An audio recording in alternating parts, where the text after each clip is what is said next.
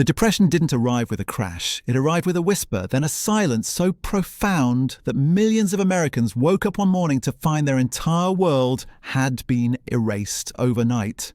What I'm about to show you is how ordinary people survived when the very concept of normal stopped existing. October 29th, 1929. Black Tuesday. The stock market didn't just fall, it evaporated. 16 million shares traded in a single day, a record that represented pure panic made manifest. But here's what nobody tells you about that day. The real devastation wasn't happening in the marble halls of Wall Street.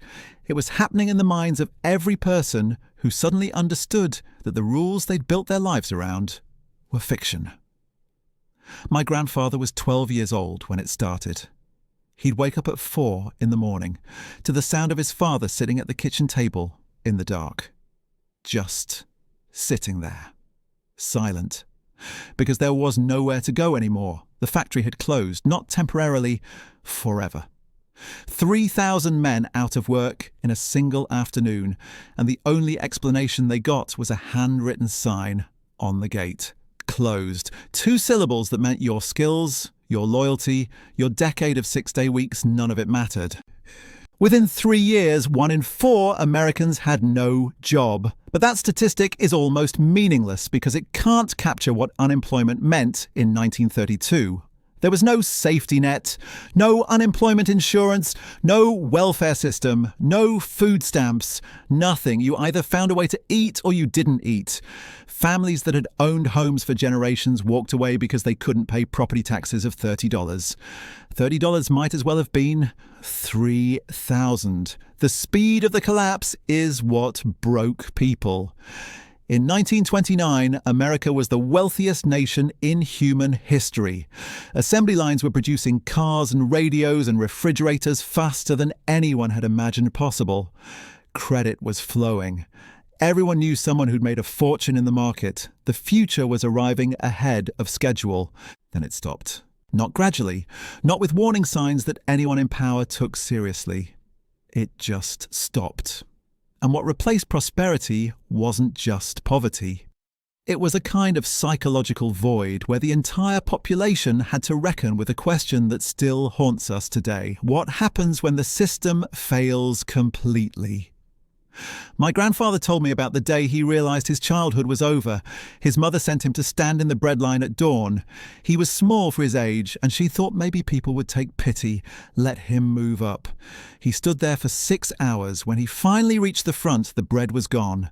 A woman behind him, maybe 40 years old, started crying. Not sobbing, just tears running down her face while she stared at nothing. He said that image never left him. The absolute emptiness in her eyes, but people adapted. They had to. What emerged was a parallel economy that operated on principles most Americans today couldn't comprehend. Barter became the primary currency in thousands of communities. A man who could repair shoes traded his work for vegetables. A woman who could sew traded her skills for firewood. Money still existed, but increasingly it was just paper. What mattered was what you could do, what you could make, what you could grow. The Dust Bowl arrived like a biblical plague on top of everything else. If you've seen photographs, you know what it looked like. Walls of dust 1,000 feet high rolling across the plains, turning day into night. But photographs can't convey what it felt like to have everything you owned. Every surface, every piece of food, every breath of air filled with dirt so fine it penetrated closed windows and sealed doors. Farmers watched their topsoil literally blow away to the Atlantic Ocean. Land that had fed families for generations became wasteland in a single season. Here's what gets lost in most tellings of this story. The people who lived through the Depression didn't know it would end. We have the luxury of hindsight. We know World War II brought massive government spending that finally restarted the engine. They didn't know that. They went to sleep every night wondering if this was just how life would be from now on. If their children would grow up in a world where poverty and hunger were simply the default state of existence. And yet, this is the part that still confuses historians. Suicide rates didn't skyrocket the way you'd expect. Crime increased, but not catastrophically. Communities didn't dissolve into violence and chaos. Instead, something else happened. People created new forms of solidarity that hadn't existed before. Neighbours who'd barely spoken started sharing everything. Churches became distribution centres. Towns organised themselves into cooperative systems that kept people alive through sheer collective will. My grandfather's family survived because his father started a system with 6 other unemployed men. They called it a work circle. Each day they'd fan out across the county looking for any kind of labour. Chopping wood, digging ditches, hauling trash. Whatever they found, they'd split the pay equally among all 7 families, whether you'd work that day or not. Some weeks one man would find enough work for everyone. Other weeks they'd earn nothing, but they survived together when they would have starved separately. That's the thing about true crisis. It reveals which systems were always illusions and which ones actually matter. Money turned out to be an illusion when there was no work to exchange it for. But human cooperation, that was real. The ability to grow food, to repair things, to build shelter with your own hands. Real. The willingness to share what little you had with people who had even less. That became the currency that actually held value. The government's response was chaotic at first. President Hoover believed the market would self-correct. That relief should come from private charity, not federal intervention. He genuinely thought the Depression would be brief, just another economic cycle. By 1932, when breadlines stretched for blocks in every major city, when Hooverville's shantytowns, named mockingly after the president, sprawled across empty lots, it was clear that faith in the market wasn't enough. Then came Roosevelt. March 4th, 1933. His first inaugural address contained one sentence that changed everything. The only thing we have to fear is fear itself. Sounds like a platitude now. We've heard it so many times it's lost meaning. But to people in 1933, those words landed like a declaration of war against despair itself. Roosevelt wasn't saying everything would be fine. He was saying the paralysis, the collective surrender to hopelessness, that was the real enemy. Within 100 days, his administration launched programs that redefined what government could do.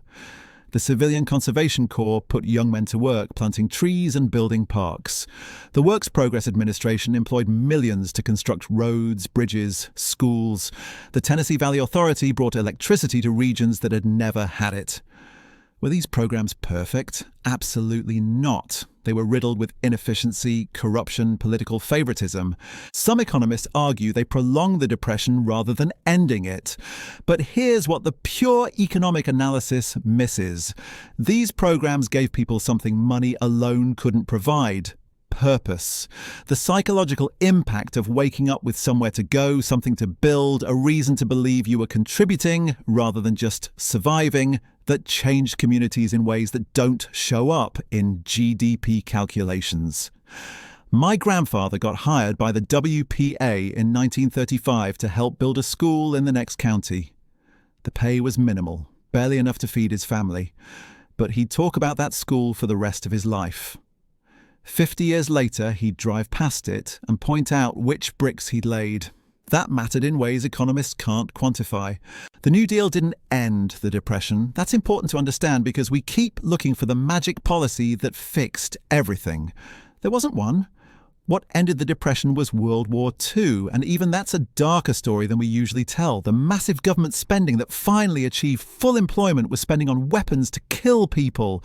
The factories that roared back to life were building bombers and tanks. We escaped economic catastrophe by entering a different kind of catastrophe. But something did change during those Depression years that never changed back. The social contract got rewritten.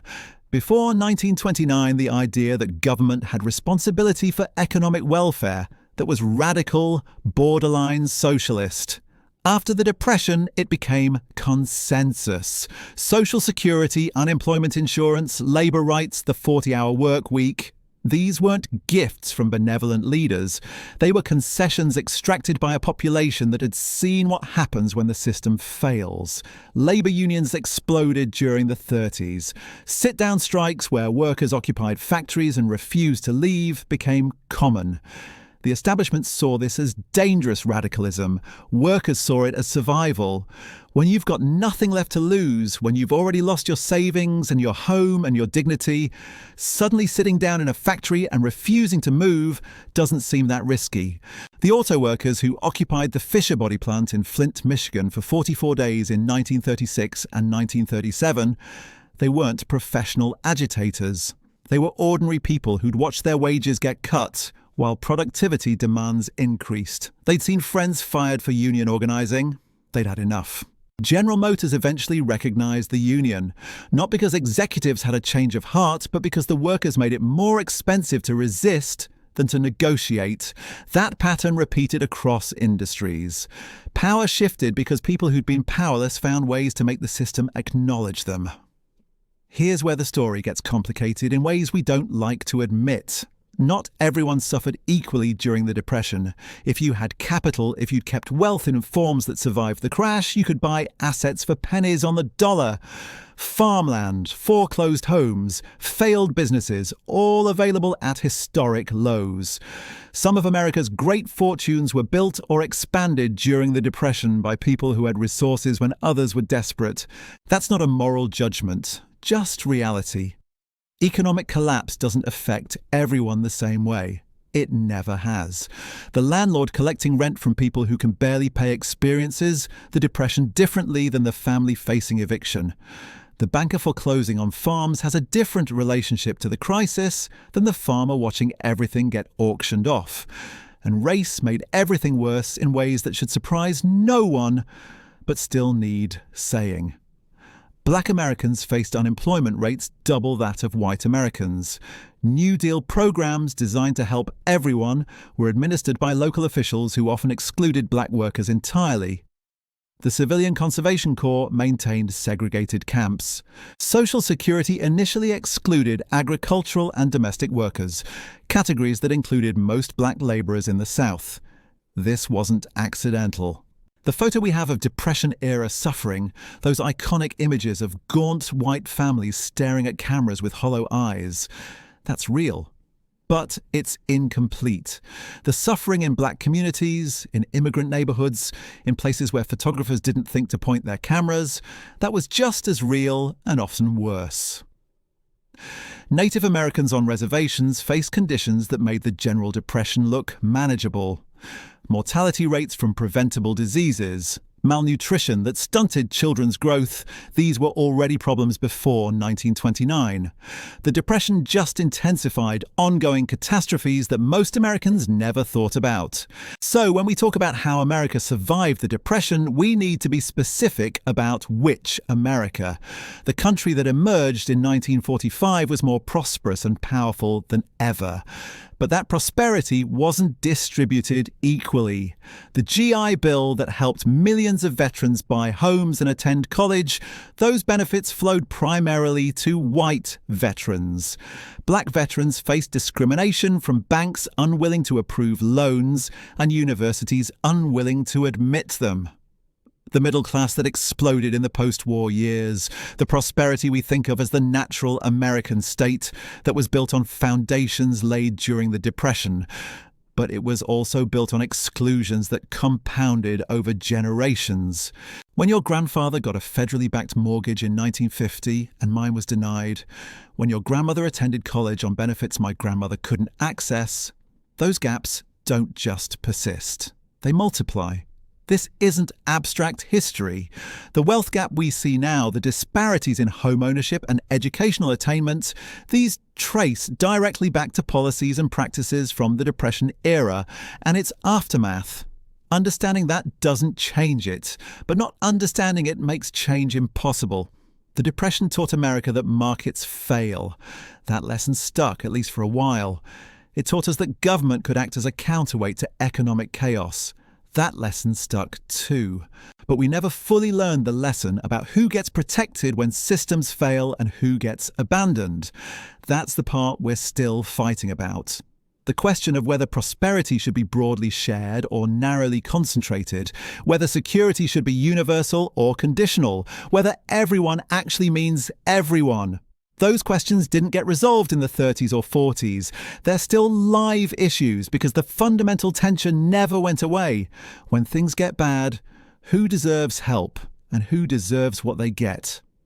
The Depression's other lasting legacy was psychological. An entire generation came out of it fundamentally changed in how they thought about money, security, risk. If you grew up in the 20s thinking prosperity was permanent, then spent the 30s watching everything collapse, that leaves marks. People who lived through the Depression saved everything. String, rubber bands, aluminum foil, plastic bags. Nothing got thrown away if it might possibly have future use. They kept cash hidden in houses because banks couldn't be trusted. They bought insurance for everything, multiple policies overlapping because you couldn't be too careful. They avoided debt like it was poison because owing money meant vulnerability. This wasn't irrational. These were people who'd watched neighbours lose everything because they owed 3 months' rent, who'd seen farms auctioned off for unpaid taxes, who'd experienced firsthand how quickly security could evaporate. The behaviours that looked like paranoia to their children were actually reasonable responses to lived experience. But it went deeper than just habits around money. The Depression generation developed a particular relationship to work that their children found baffling. They took jobs they hated and stayed in them for 40 years because employment meant security. They didn't quit to find themselves or pursue passion projects. The idea of leaving stable income to chase dreams seemed insane to people who remembered when there was no income at all. They were suspicious of anything that seemed too good. Investments promising high returns, opportunities that required upfront money, strangers offering deals. If you'd lived through a decade of scams and schemes preying on desperate people, you developed a default assumption that anything promising easy money was probably a trap. And they were obsessed with their children having better lives. Not in an abstract way, but specifically better in terms of economic security. Education became paramount because credentials meant stability. Professional jobs with benefits and pensions, that was the dream they had for their kids. The goal wasn't wealth, it was security. Never being that vulnerable again. Their children, the ones born during or right after the Depression, grew up in a completely different world. The post-war boom created conditions unlike anything in American history. Jobs were plentiful, wages rose consistently, houses were affordable, college was accessible. The economic anxiety their parents carried made no sense in the context of the 50s and 60s. This created a strange dynamic. Parents who'd survived genuine catastrophe, trying to prepare children for hardships that never came, warning about dangers that seemed irrelevant, insisting on caution when boldness kept getting rewarded. The kids thought their parents were damaged, overly fearful, unable to enjoy prosperity, and maybe they were right. But here's what's strange about historical memory. The Depression generation's children, the boomers, they grew up hearing stories about the 30s, but not really believing them. How bad could it have been if it led to this? They inherited an economy their parents built specifically to prevent another depression, then assumed that stability was just the natural state of things. This happens with every generation. The sacrifices and struggles that created current conditions get forgotten. The systems put in place to prevent past disasters get taken for granted, then dismantled because they seem unnecessary. Why do we need all these banking regulations if banks are fine? Why do we need social programs if the economy works? The Depression fades from living memory and becomes just history. Something that happened to other people in old photographs. The immediate visceral understanding of why certain safeguards exist, that gets lost. And without that understanding, the safeguards start looking like obstacles instead of protections. We saw this in the 80s and 90s. Systematic deregulation of financial markets based on the assumption that the lessons of 1929 no longer applied. Modern markets were sophisticated, we told ourselves. We had better tools, better understanding.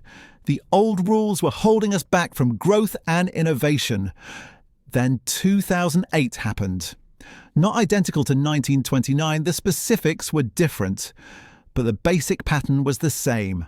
Speculation running wild, risk being underestimated, Leverage creating fragility, everything connected so that failures cascaded, the same dynamics just with different instruments. The response was also similar. Government intervention on a massive scale, money printed and injected into the system, institutions that were failing getting propped up. We avoided a full depression-level collapse, though whether we actually learned anything is debatable. Because here's the pattern. Crisis happens, regulations get imposed, memory fades, regulations get removed, crisis happens again. It's not a cycle exactly, since each iteration is different. But there's definitely a rhythm to it. Periods of caution following disasters, then gradual relaxation as the disaster recedes in memory, then eventual crisis when the relaxation goes too far.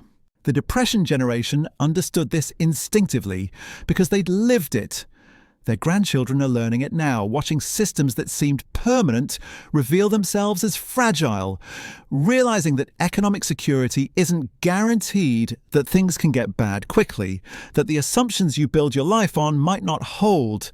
There's something darkly funny about watching young people discover what their great-grandparents knew. That housing might become unaffordable, that jobs might disappear, that the future might be worse than the present instead of better.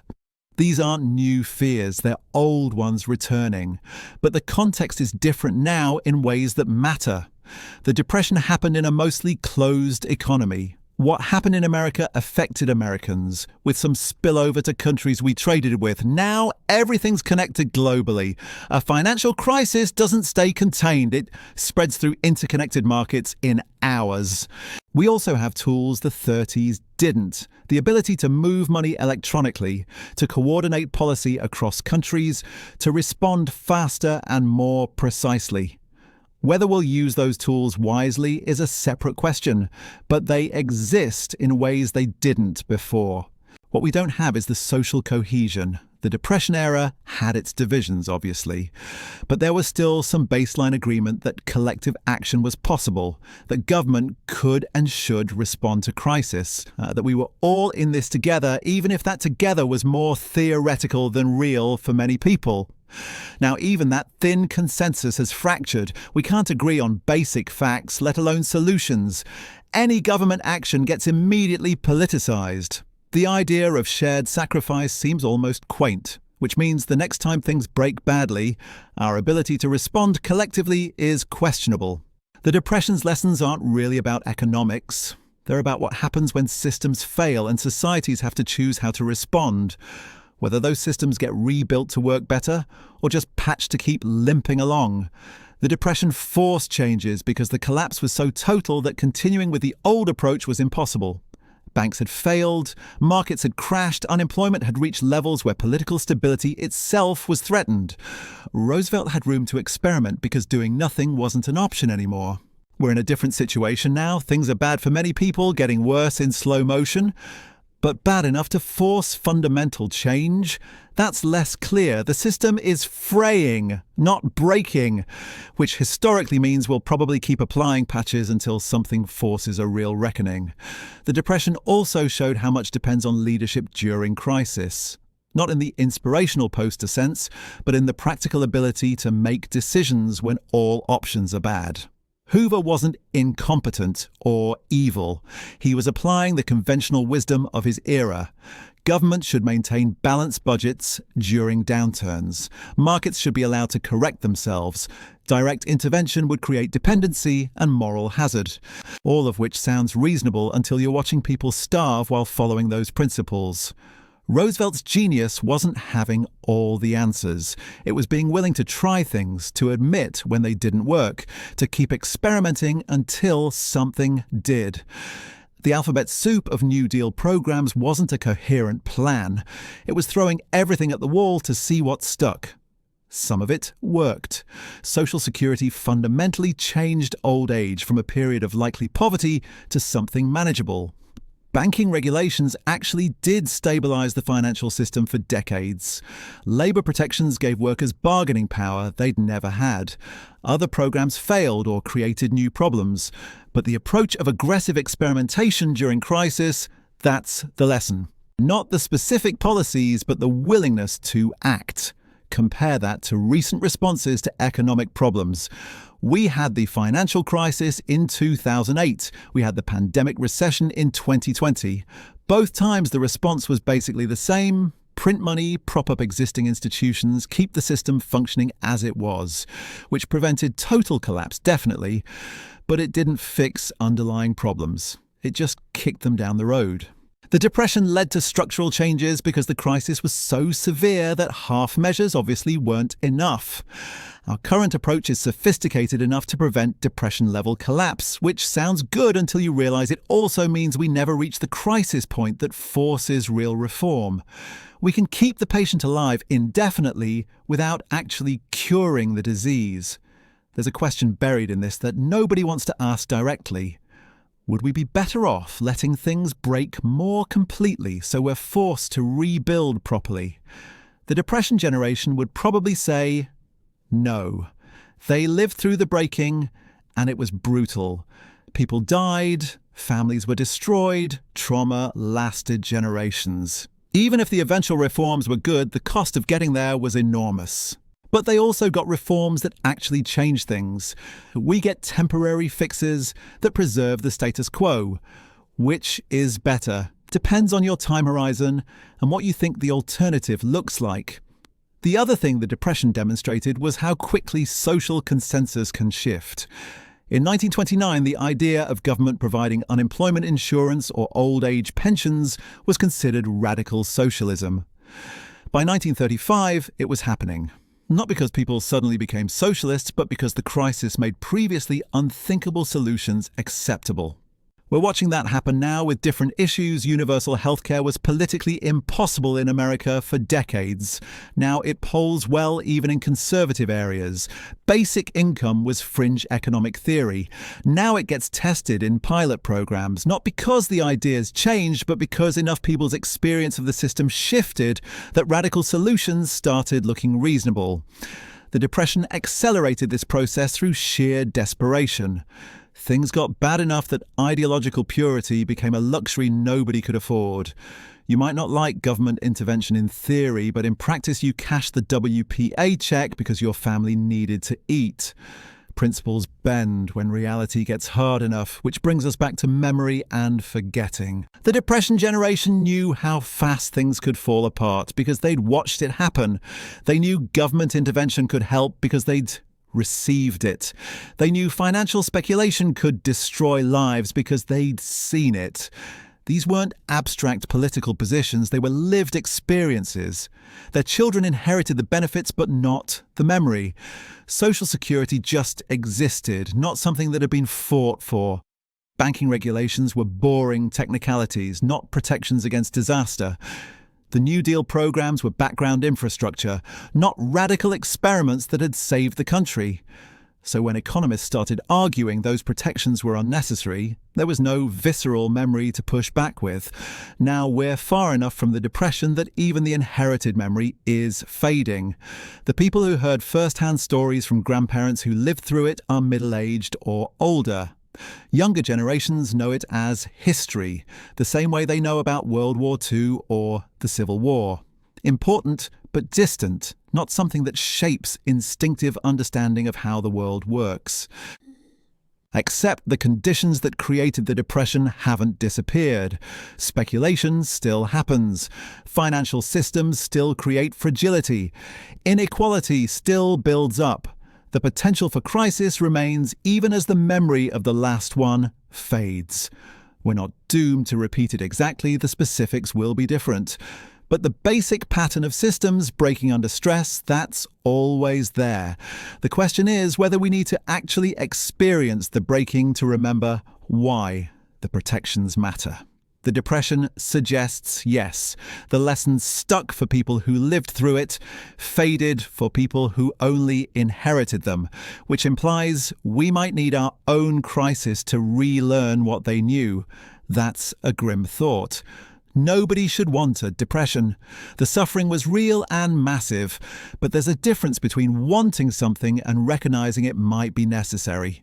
A forest fire is destructive, but it also clears out deadwood and allows new growth. Sometimes systems need to break before they can be rebuilt properly.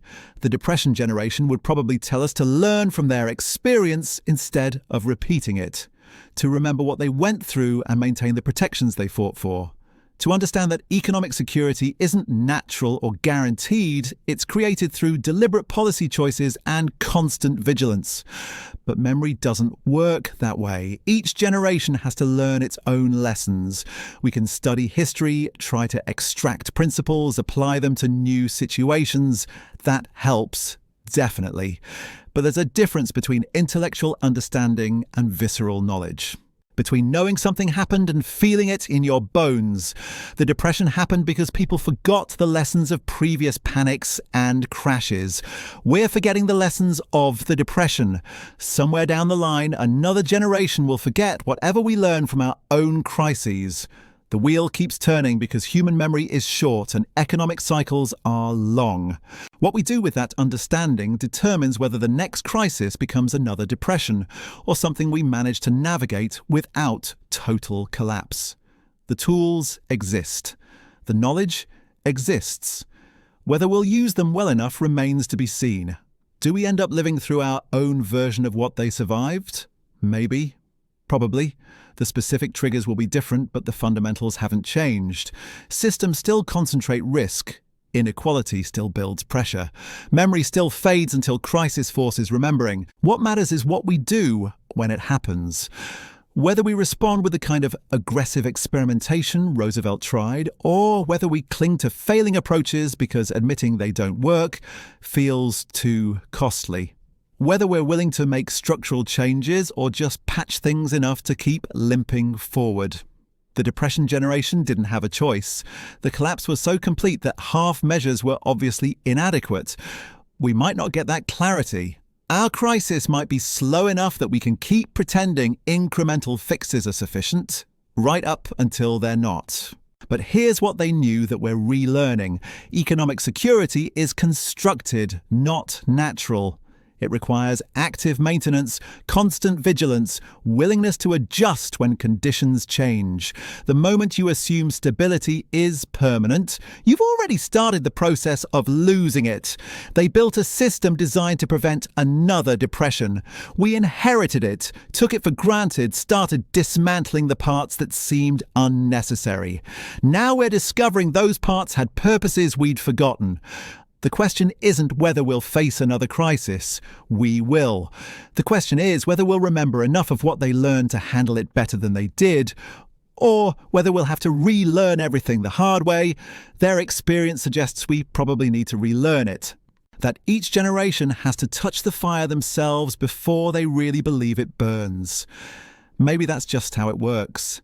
Maybe there's no shortcut to understanding that doesn't involve experiencing the thing directly.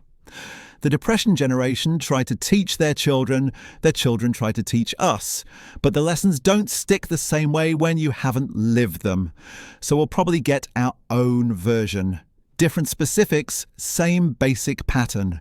Systems failing, people suffering, eventual response that changes things until the next generation forgets why the changes mattered. The wheel keeps turning because that's what wheels do. What the Depression really teaches isn't how to prevent crisis. It's how to survive one when it comes, and maybe, if we're lucky, build something better on the other side.